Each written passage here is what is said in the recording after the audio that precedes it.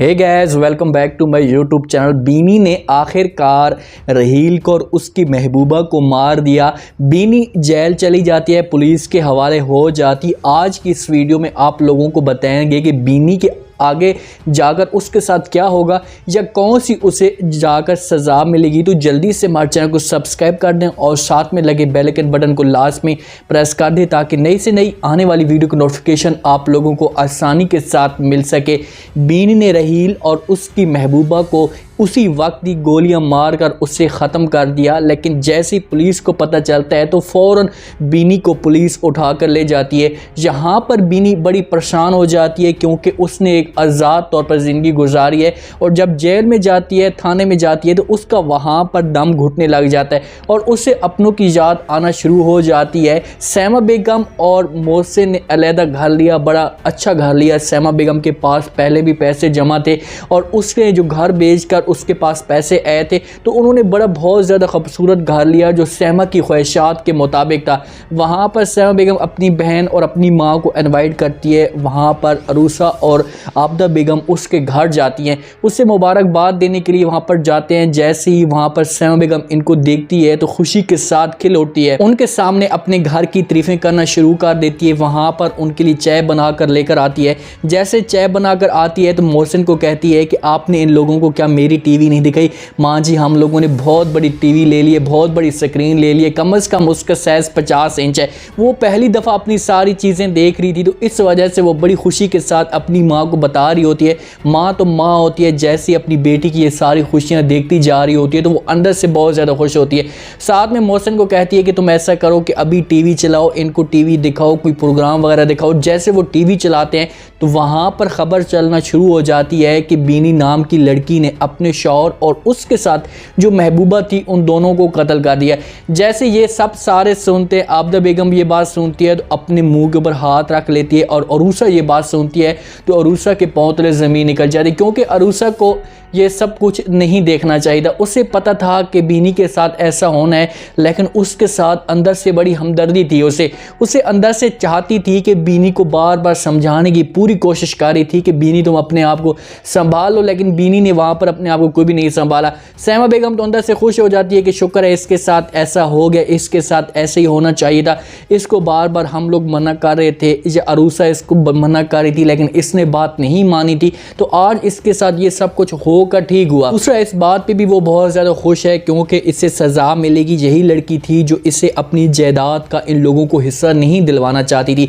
इसकी माँ और बीनी अपने वालिद को भड़का कर रख रही थी और सैमा बेगम को, अरूसा को अपनी जायदाद का जो था वो हिस्सा नहीं मिलता। जैसे वलीद और वलीद की माँ को ये सब कुछ पता चलता है क्योंकि उनके पास भी ये खबर पहुँच जाती है तो वहाँ पर वलीद की माँ वलीद के साथ बैठी होती है। जैसे ये खबर सुनती है तो वहाँ पर शोर मचाना शुरू कर देती है और अपनी बेटी को फिर से वो बेकसूर साबित करना चाहती है। वलीद के सामने कहती है कि कभी भी मेरी बेटी ऐसा काम नहीं कर सकती और ना ही उसने ऐसा काम किया होगा। वहाँ से उठती है, भागती है, नीचे उतरती है। वलीद अपनी माँ को रोकने की कोशिश करता है लेकिन उसकी माँ ये बात कहाँ से सुनती है क्योंकि उसके सामने पता चल चुका होता है कि बीनी जो है वो पुलिस की कस्टडी में जल्दी जा चुकी है। तो उससे सब्र नहीं होता, वो फ़ौरन नीचे भागती है, सीढ़ियों से नीचे उतरती है। वलीद भी अपने आप को संभालने की कोशिश करता है, अपनी टांग को पकड़ता है, नीचे उतरता है और वहाँ से चलने लगता है। वो नीचे फर्श पर गिरता है लेकिन जैसे उसकी माँ उसकी तरफ देखती है तो उसे अंदर से खुशी होती है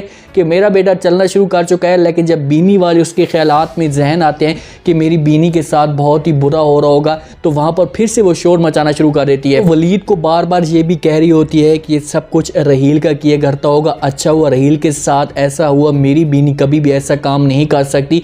और जो रहील के साथ उसकी महबूबा होती है बिल्लो, वो सारा इल्ज़ाम इसके ऊपर लगा रही होती है। ये चलने फिरना शुरू कर देता है वलीद और ज़हीर साहब सुबह अपनी बेटी को, अपनी बहन को मिलने के लिए उसके थाने में चले जाते हैं। जैसे ही वहाँ पर जाते हैं तो बीनी परेशान अंदर बैठी होती है, इन लोगों को देखती है तो भागकर इनके के पास आती है और इनके सामने चलाना शुरू कर देती है और उन्हें कहती है कि भाई खुदा के लिए मुझे यहाँ से निकालो, मेरा यहाँ पर दम घुटता है। तो ज़हीर साहब उसे हौसला देता है, वलीद भी उसे हौसला देता है कि आपने इतना बड़ा जुर्म किया, इतना बड़ा आपने गलत काम किया, तो इसके लिए आपको थोड़ी बहुत तो सज़ा मिलेगी और हम पूरी कोशिश करेंगे यहाँ से आपको निकलवाने के लिए। ज़हीर साहब लाजमी बात है, बड़ी पार्टी है, उसके पास है पैसा है, तो वो किसी पुलिस वाले को या किसी को लाले देगा थोड़ी बहुत और उसके बाद बीनी को बहर तो निकलवा लेगा। लेकिन बीनी को यहाँ पर अरूसा की याद आएगी कि अरूसा मुझे बार बार ये समझा रही थी कि आप इन लोगों से दूर हो जाओ, लेकिन मैंने इनकी कोई भी बात नहीं मानी। अरूसा बड़ी परेशान होती है, जोया इसके पास जाती है, इसे समझाने की कोशिश करती है, उससे कहती है कि अरूसा तुम्हें परेशान नहीं होना,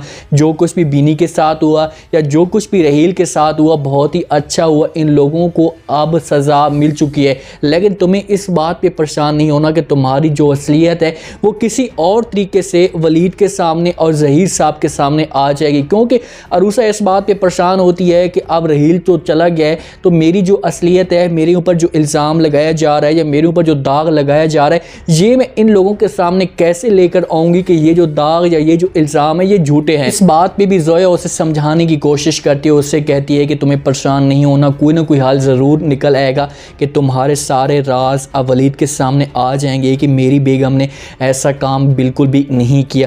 सबा बेगम को थोड़ा सा भी एहसास नहीं है अरूसा का, क्योंकि सबा बेगम को भी अरूसा ने मना किया था कि आप इस बात को थोड़ा सा सीरियस रहें, रहील के साथ बीनी की शादी ना करवाएं, रहील बीनी के साथ सीरियस नहीं है। लेकिन इसे एहसास नहीं हो, बीनी को अपनी गलती का एहसास लाजमी बात है हो जाएगा, क्योंकि थोड़े से दिन उस जेल में या उस थाने में गुजारेगी तो उसके बाद ये तड़पना शुरू कर देगी, अरूसा इसको मिलने के लिए आएगी, तो वहाँ पर इसे अपनी कदर का भी एहसास होगा। तो उम्मीद है आज का ये रिव्यू, आज का ये प्रोमो आप लोगों को पसंद आया होगा। आपने कमेंट सेक्शन में अपनी लाजमी देनी और बताना है कि आपको क्या लगता है कि बीनी को यहाँ से रिहा कर दिया जाए या इसे यहाँ पर सज़ा मौत मिलनी चाहिए। मैं तो ये कहता हूँ कि इसे थोड़ा सा यहाँ से रिहा कर दिया जाए और जाकर ये अरूसा के पास माफ़ी मांगे, उसके आगे हाथ जोड़ो कि मुझसे बहुत बड़ी गलतियाँ हो गई हैं, तो प्लीज़ मुझे माफ़ कर दें। तो आपने कमेंट सेक्शन में अपनी लाजमी देनी है और चैनल को लाइक सब्सक्राइब लाजमी कर देना। अपना खास ख्याल करें, दुआ में याद रखें। मुझे दीजिए इजाज़त, अल्लाह हाफ़िज़।